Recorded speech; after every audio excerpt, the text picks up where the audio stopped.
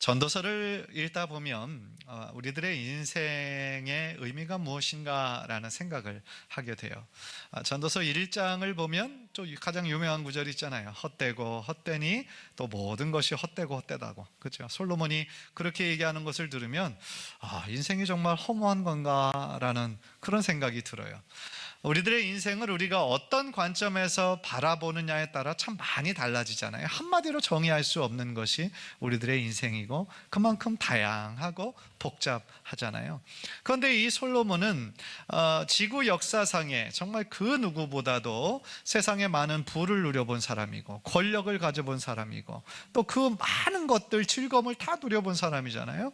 그런데 그 사람이 삶의 느금하게 마지막에 그 말하고 있는 것이 모든 것이 헛되다라고 하니 어떻게 보면 우리들의 인생이 허무하다는 건가, 인생의 무상함을 지금 이야기하고 있는 건가, 그런 생각이 들어요. 그런데 그 인생의 무상함을 이야기하기 위해서 이 솔로몬이 전도서를 썼겠느냐? 그게 아니라는 거죠. 오히려 솔로몬은요, 역설적인 진리를 강조하고 있어요. 그게 뭐냐면 이 전도서에 나타난 정말 인생 무상으로 가득한 어떤 인생에 대한 회의와 어떤 부정의 그런 의미가 아니라 어떤 인생이 허무한 인생이냐면 하나님 없이 살아가는 인생, 그것이 허무하다는 거예요. 하나님을 믿지 못하고 하나님 없이 그저 내 마음대로 살아가던 삶의 결론이 허무하다라는 것을 이야기하고 있는 거예요. 즉 솔로몬이 자신의 삶을 뒤돌아보면서 생각해 볼 때 자기가 하나님을 떠나 살았을 때 자신이 세상적으로 많은 것을 추구하고 누려보았는데 그것이 주는 기쁨은 일시적인 것에 불과하고 계속하며 허무함에 이르더라, 그 이야기를 하는 거예요. 그러니까 역설적으로 얘기하면 세상 안에서는 참 행복을 누릴 수가 없다는 거예요. 오직 하나님 안에서만 참 행복과 기쁨을 누릴 수가 있다는 거예요. 그것이 솔로몬이 전도서의 말씀을 통하여서 우리들에게 강조하고 싶은 메시지라는 것이죠. 따라서요, 오늘 본문을 통하여서 이 솔로몬이 전해주는 그 지혜, 하나님께서 우리들에게 주시는 그 인생의 의미와 목적을 다시 한번 우리들의 마음에 깨닫고 또 은혜 받고 또 그렇게 말씀에 의지하며 살아가는 저와 여러분 되시기를 주님의 이름으로 간절히 축원합니다. 우리 첫 번째로 오늘 본문을 통해 발견하는 말씀은 뭐냐면요, 하나님께서는 모든 사람에게 영원을 사모하는 마음을 주셨다는 거예요. 하나님을 믿는 사람들, 크리스찬들에게만 영원을 사모하는 마음을 주신 것이 아니라 모든 사람들에게 그 마음에 영원을 사모할 수 있는 마음을 주셨다는 거예요. 11절을 보세요. 하나님이 모든 것을 지으시되 때를 따라 아름답게 하셨고 또 사람들에게는 영원을 사모하는 마음을 주셨느니라 말씀하고 있어요. 이 말씀은 다시 말하면요, 사람은 영적으로 지어진 존재라는 거예요. 영혼이 모든 사람에게 있다라는 거예요. 영적인 존재이기 때문에 아무리 세상 것이 많고 풍부하다 할지라도 그 안에서 참 만족을 누리며 살 수 없다라는 거예요. 따라서요, 무엇보다도 우리는 영적인 존재이기 때문에 우리들의 영혼이 만족할 때에 참 행복을 누릴 수가 있다라는 거죠. 그래서 그 영혼이 만족하지 못할 때는 계속해서 더 많은 것을 찾게 되지만 끊임없이 허무에 이르게 된다라는 거예요. 실제로 우리 주변의 사람들 한번 생각해 보세요. 많은 사람들이 자신이 가지고 있는 것에 만족하지 못하고 늘 불평하는 사람들이 훨씬 더 많이 있잖아요. 물질의 특성은 뭐예요? 더 많이 가지면 더 많이 행복할 거라고 그렇게 사람들을 속이고 있다라는 거예요. 그게 물질의 힘이라는 거예요. 그래서 아무리 세상적으로 보았을 때 참 부자고 돈을 많이 가진 사람이라 할지라도요, 늘 자신의 있는 것에 만족하지 못하는 거예요. 늘 부족하다고 느끼는 거예요. 왜 그래요? 언제나 그 사람보다 더 잘 사는 사람은 주변에 늘 있기 때문에 그런 거죠. 늘 자기보다 높이 있는 사람들만 바라보게 되니까 만족하지 못하는 거예요. 계속해서 부족하다고 느끼는 거예요. 여러분, 많은 돈을 벌어서 많은 즐거움을 추구하고 산다면 그것이 참된 행복일까요? 물론 어느 순간은 참 기쁘고 행복하겠죠. 그것까지 부정하고 싶지는 않습니다. 그러나 어느 정도의 시간이 지나면 그 기쁨과 행복하다라는 느낌은 점점 더 없어져 버리는 거예요. 그게 사실이라는 거예요. 여러분, 심리학에서 쾌락 적응이라는 단어가 있어요. 그게 뭐냐면 우리들의 육체에도 어떤 면역 체계가 있듯이 우리들의 심리적으로 정서적으로도 어떤 면역 체계가 작동하고 있거든요. 그래서 사람이 큰 기쁨이나 반대로 큰 슬픔이나 큰 아픔이나 큰 공포나 고통이나 그런 것들을 경험했을 때에 거기에 계속하며 그냥 머무르지 않고 시간이 지나면 그 환경에 적응하게 하는 거예요. 그 환경에 적응하게 해서 그로 인한 고통과 아픔을 점점 더 둔화시켜주는 거예요. 완화시켜주는 거예요. 그래서 우리의 심리의 건강을 지켜주는 시스템이 있어요. 그게 쾌락 적응이라는 단어예요. 예를 들어 어떤 물건을 새롭게 구매하는 데서 오는 기쁨과 즐거움이 있어요. 그죠? 차가 필요한데 정말 좋은 차 사고 싶어서 늘 이렇게 꿈만 꾸다가 마침내 그것을 샀어요. 얼마나 기뻐요. 얼마나 행복합니까? 그런데 그 행복한 기분은 사실은 어느 정도 시간이 지나면 없어져 버려요. 집은 어떨까요? 요즘 집 너무 비싸잖아요. 좋은 집을 정말 샀다고 할지라도 거기에서 주는 기쁨은, 행복은 영원하지 않아요. 어느 정도 시간이 지나면 어떻게 돼요? 금방 적응해 버려요. 더 이상 그거가 행복하지 않은 거예요. 그게 바로 우리들의 모든 심리의 쾌락 적응이라는 그런 심리 기제가 있기 때문에 그렇다는 거예요.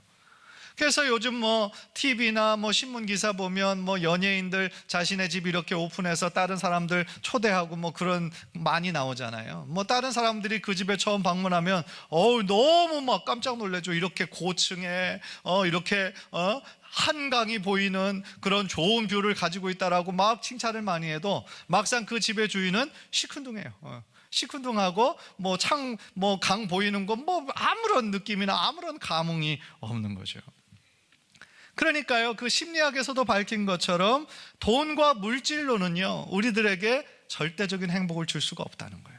그게 한계인 거예요.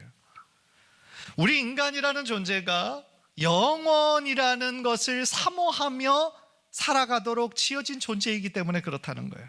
따라서 인간의 행복은요 얼마나 우리가 많은 것을 가졌느냐, 그 소유의 문제가 아니에요. 행복의 문제는 소유의 문제가 아니라 뭐의 문제냐면 영혼의 문제인 거예요. 영혼의 문제. 우리의 영혼이 잘 되고 우리의 영혼이 정말 기뻐야 그것이 행복할 수 있다라는 거예요. 그렇다면 어떤 사람이 참 행복을 누릴 수 있는 사람일까요? 오늘 본문에서도 나오는 것처럼요, 모든 것을 하나님께서 창조하셨고 또한 하나님의 그 뜻대로 하나님을 신뢰하며 살아가는 가운데 우리에게 영원을 사모하는 마음을 주신 그 하나님의 뜻대로 사는 그 사람에게 참 행복이 있다라는 거예요. 따라서 하나님을 우리가 믿는 사람들은요 어떤 소유에 따라서 물질의 양에 의해서 만족하는 사람이 아니라 하나님으로 인해서, 하나님 한 분만으로 인해서 기뻐하고 만족할 수 있는 사람들이다라는 거예요. 다윗은요 그의 삶을 볼 때에 그의 삶이 왕으로서 많은 것들을 누리고 모든 삶이 안정적일 때만 하나님 찬양하고 하나님 기뻐하지 않았어요.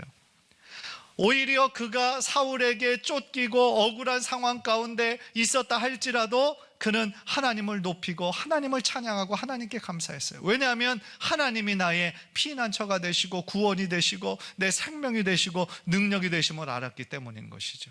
비록 자신의 상황은 녹록지 않은 어려운 상황에 있다 할지라도 그럼에도 불구하고 나에게는 나와 언제나 함께 하시는 하나님이 계시다라는 그 믿음이 있었기 때문에 하나님을 찬양하고 감사할 수 있는 삶을 살 수가 있었다라는 거예요.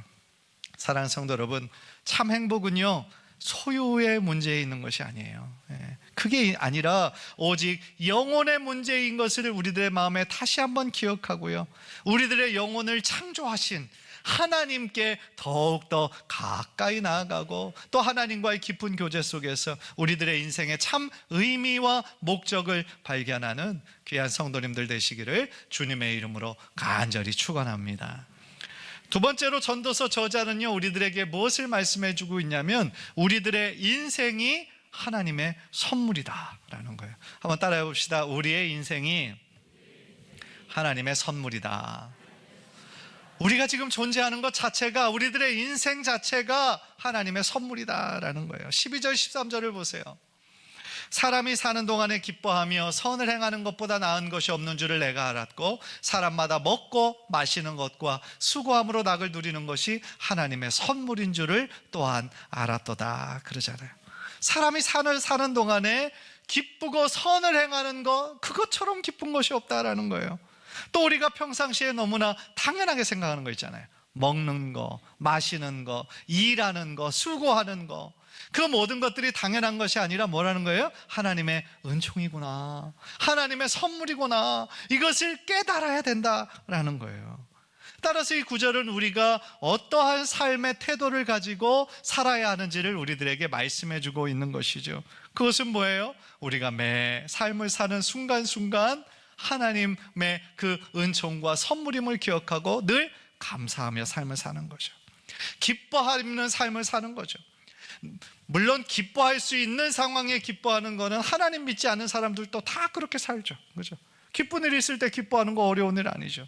그러나 정말로 우리들에게 말씀하시는 그 기뻐하는 삶은 비록 기뻐할 수 없는 상황이라 할지라도 우리가 믿음으로 하나님 함께 하심을 우리가 고백하며 그렇게 살아가는 그 의지적인 기쁨을 말씀하고 있다라는 거죠. 그래서 바울은 데살로니가 교인들에게 항상 기뻐하라, 주 안에서 내가 너에게 다시 말하노니 기뻐하라 말씀하고 있지 않습니까?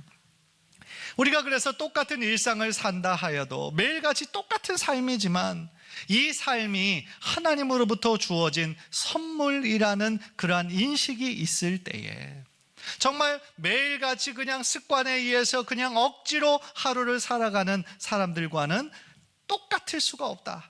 그 삶을 대하는 우리들의 태도와 자세가 똑같을 수가 없다라는 거죠. 따라서 우리들에게 언제나 새로운 아침을 허락하시는, 아무리 밤이 길고 슬픔과 눈물이 있었던 시간이라 할지라도 아침만 되면 어김없이 우리들에게 새로운 아침을 허락하시는 이 하나님의 신실하심을 붙잡고 우리가 나아갈 때에 우리들의 삶 속에 있던 근심과 어두움과 걱정은 사라지게 되고 다시 한번 하나님이 주시는 새로운 소망과 기쁨이 흘러 넘치게 될 줄 믿습니다. 이 솔로몬도요, 하나님과의 교제가 있었을 때 없었을 때 그도 역시 비슷한 것을 느꼈던 것 같아요. 그래서 오늘 본문이 나오기 직전까지만 해도 솔로몬은 다른 것을 이야기를 했었어요. 2장 22절 23절을 보세요. 사람이 해 아래에서 행하는 모든 수고와 마음에 애쓰는 것이 무슨 소득이 있으랴? 일평생에 근심하며 수고하는 것이 슬픔뿐이랴? 그의 마음이 밤에도 쉬지 못하나니 이것도 헛되도다. 2장에서는 이렇게 얘기했어요. 그런데 3장 우리가 오늘 읽은 거에서는 매일매일 살아가는 것이, 먹고 마시고 일하는 것이, 그것이 하나님의 은총이다. 왜 한 장 차이를 두고 이렇게 변했을까요?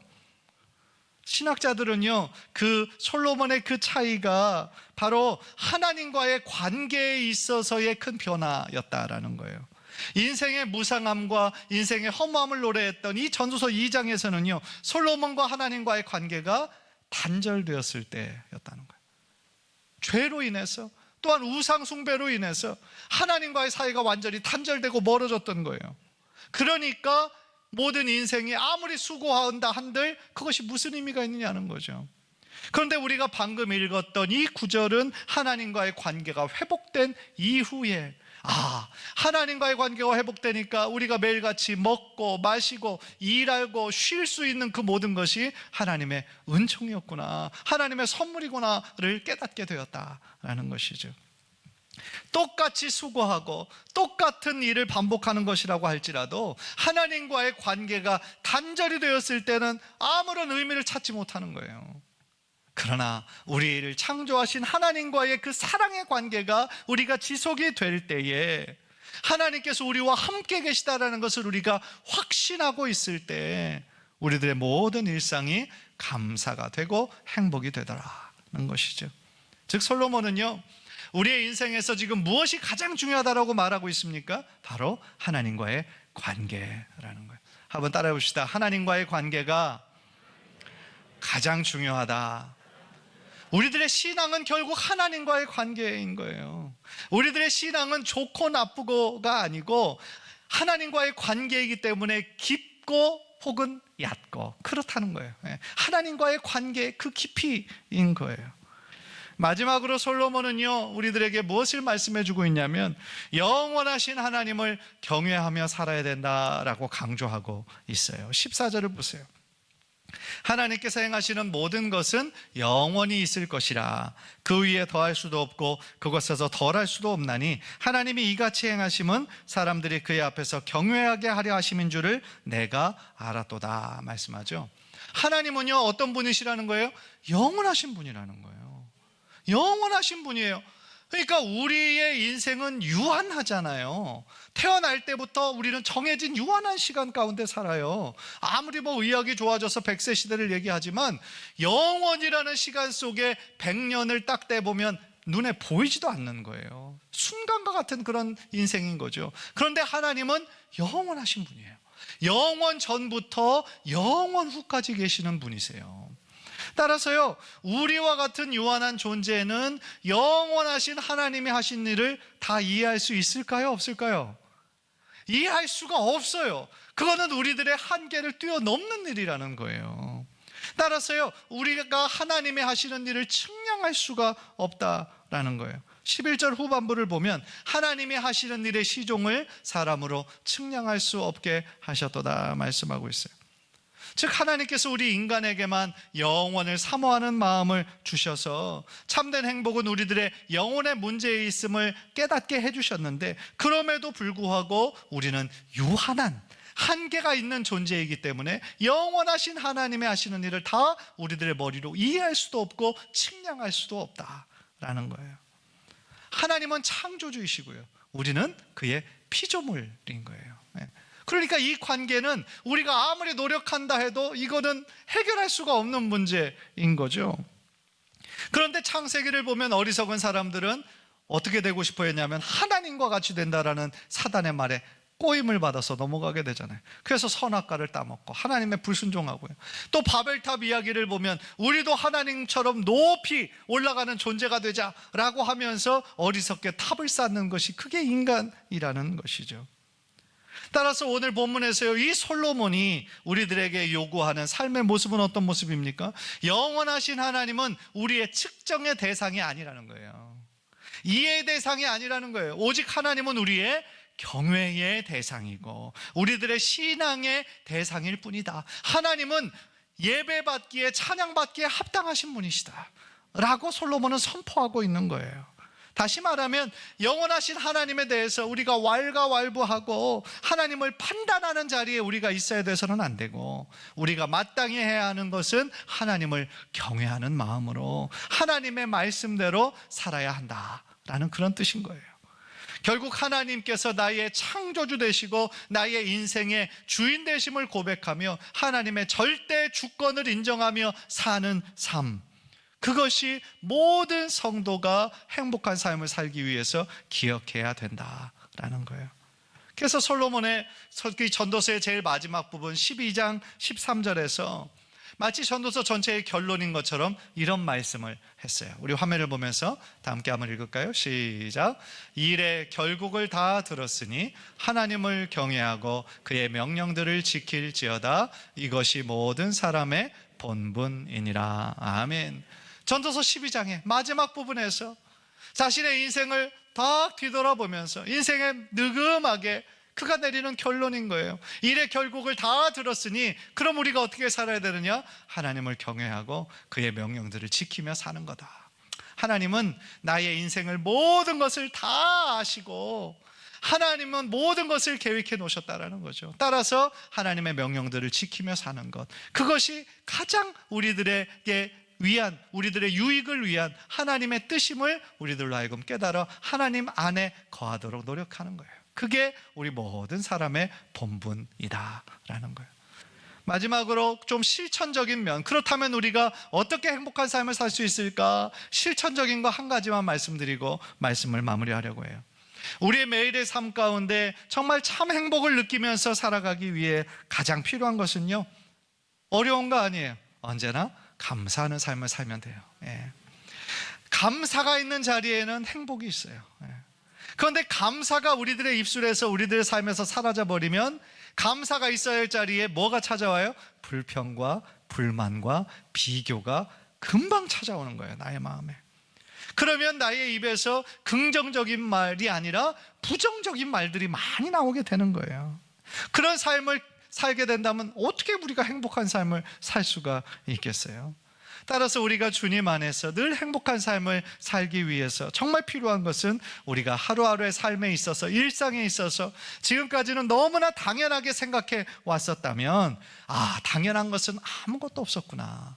내가 이렇게 먹고 마실 수 있는 거, 내가 이렇게 걸을 수 있는 거, 내가 정말 일할 수 있는 거, 이 모든 것이 하나님의 은총이구나, 하나님의 축복이구나, 하나님 앞에 하나님의 선물이구나 라는 것을 우리가 생각할 때에, 매일매일 일어날 때부터 우리가 잠자리에 들기 그 순간까지 우리들의 입에서 감사와 찬양이 흘러넘치게 될 줄 믿습니다.